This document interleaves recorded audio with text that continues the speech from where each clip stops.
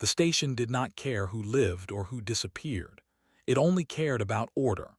Orbiting a dead star, the refugee processing ring moved slowly through the dark, its metal skin glowing with soft blue lines that marked pathways, sectors, and waiting zones. Ships arrived every hour carrying survivors from worlds that no longer existed. Some refugees were loud, some angry, some desperate. Others were silent. She was silent. She sat on the cold floor near the edge of Sector 12, where the light was dimmer and the guards came less often. Her legs were pulled close to her body, thin arms wrapped around them, her head lowered. The thin emergency wrap around her shoulders was not made for warmth, only for modesty and identification. It hung loosely on her small frame. Her species had been declared extinct 3 cycles earlier. That word followed her everywhere, even though no one said it aloud. Extinct. Finished, no future. She had once had a home. She remembered soft ground beneath her feet and air that smelled of living things.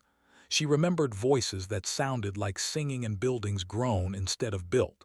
She remembered hands like hers, reaching out without fear. Then the sky burned. Now she had nothing. No home, no belongings, no name that the system recognized. Her identity tag showed only a number and a status, non-integrable. That meant she would not be relocated. That meant the process would end quietly.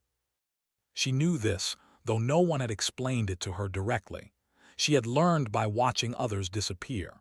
First, they were moved to a different corridor. Then their sleeping spaces were cleared. Then their names stopped appearing on the public queue screens. No one cried for them. No one asked questions. The station did not care. She waited because waiting was all she had left. Elia's ward had not planned to stop. He had a schedule on his wrist display and a supervisor who already thought he wasted too much time.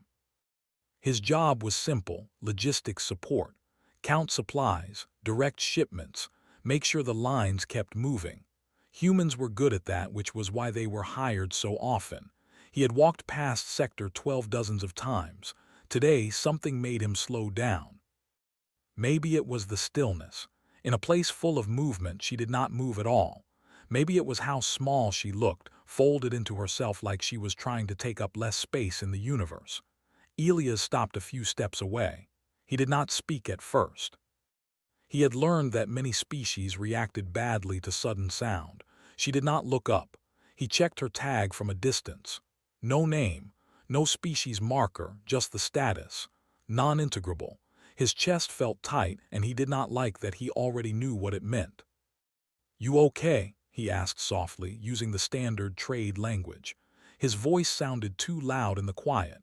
Her head lifted slightly. Her eyes were large and dark, reflecting the station lights.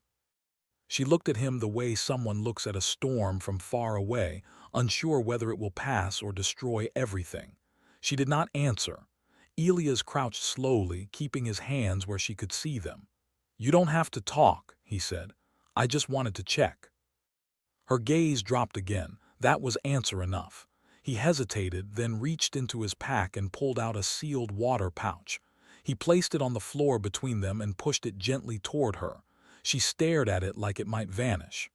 "No charge," he said quickly. "Not part of anything official, just water."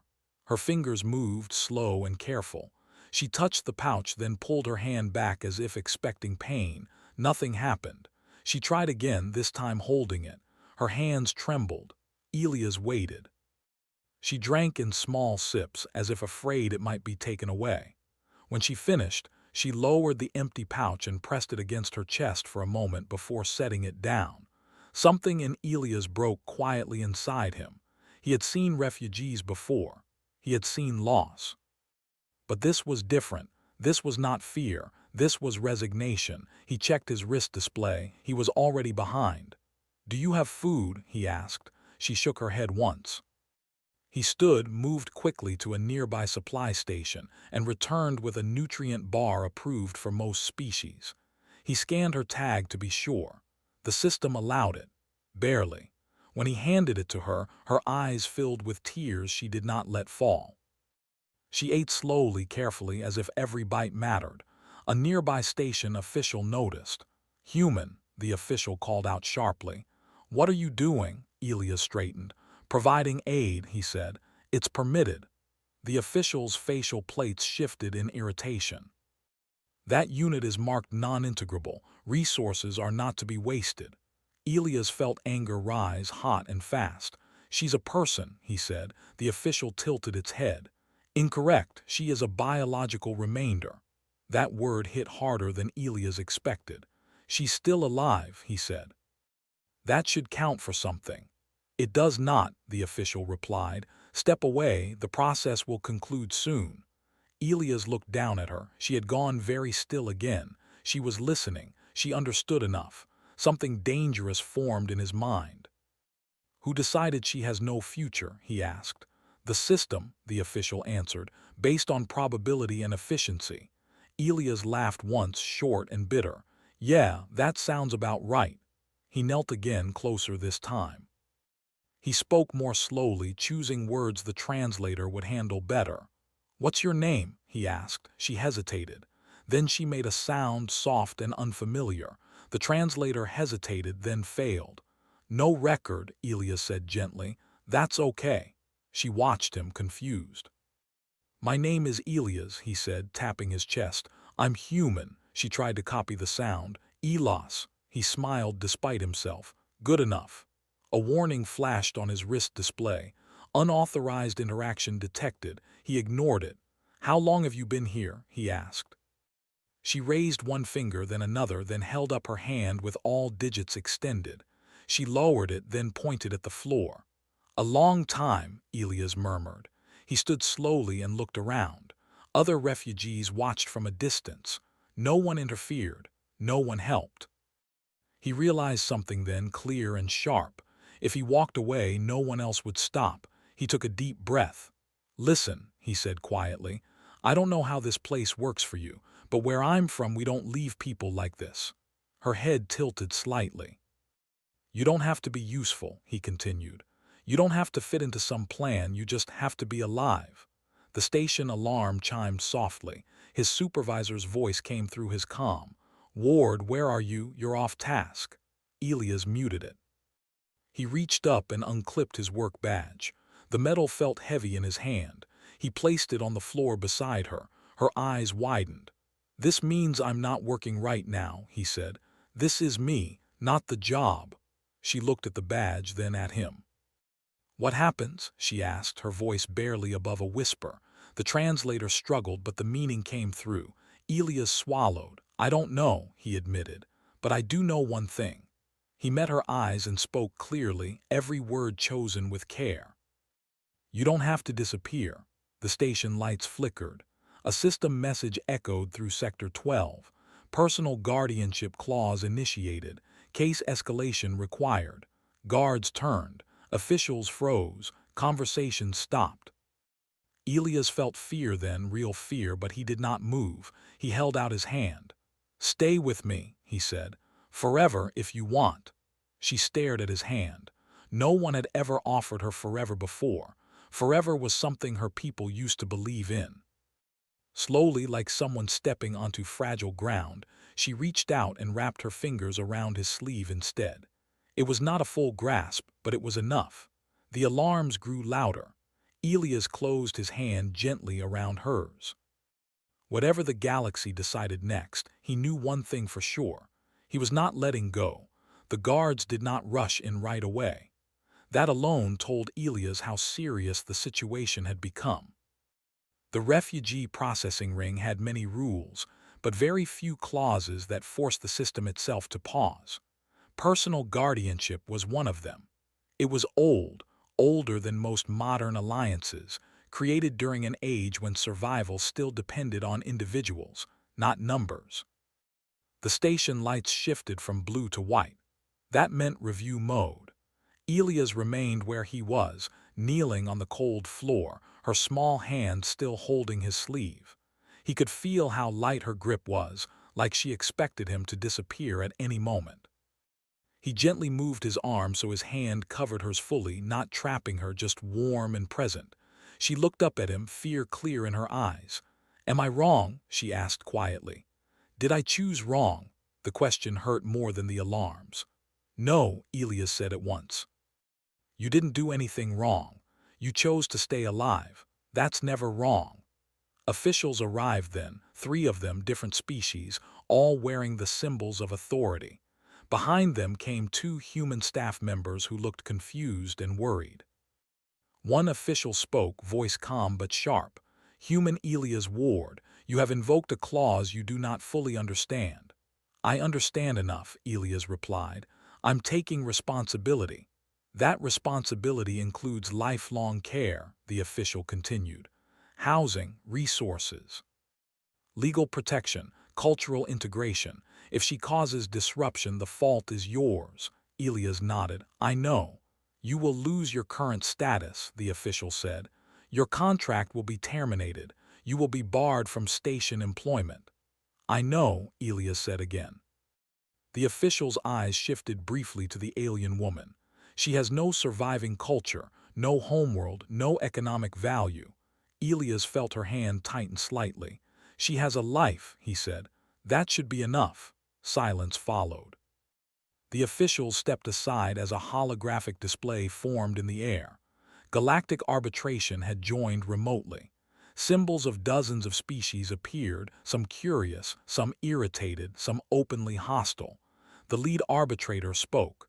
"Human, state your claim." Elias stood slowly, careful not to pull away from her. She stood as well, staying close to his side. "I claim her," Elias said simply, "as family, as my responsibility." A ripple moved through the chamber. "On what grounds?" the arbitrator asked. "On the grounds that she is alive," Elias replied, "and that no one else will. That is not sufficient by galactic standards." Elias took a breath. "Then maybe your standards are broken." That caused visible reactions. One representative leaned forward. "Human, your species continues to disrupt established systems. Emotional decisions create instability." Elias looked directly at the projection. "So does extinction."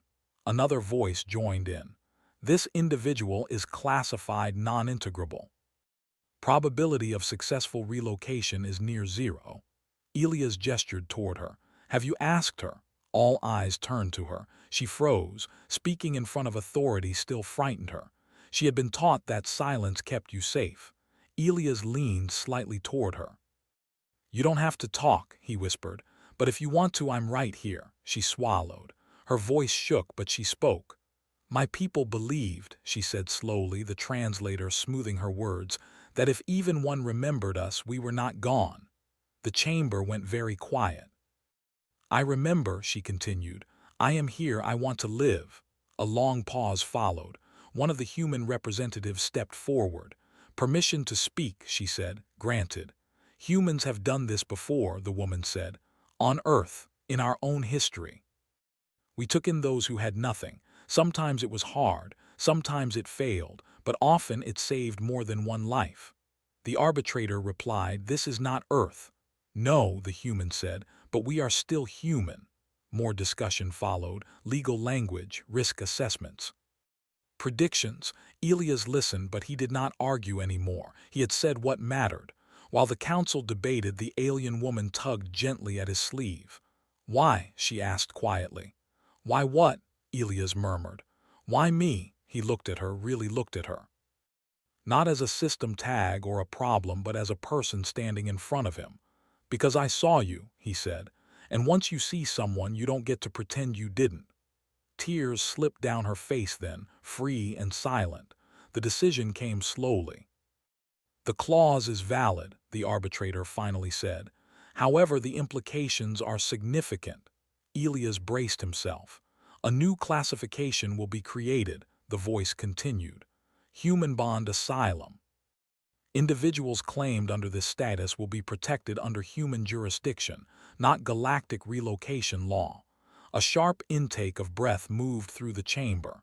"This status will be limited," the arbitrator added, "but it will exist." Elias felt something in his chest loosen. "You are free to depart," the arbitrator said, "both of you." The station lights returned to blue. It took a moment for the reality to sink in.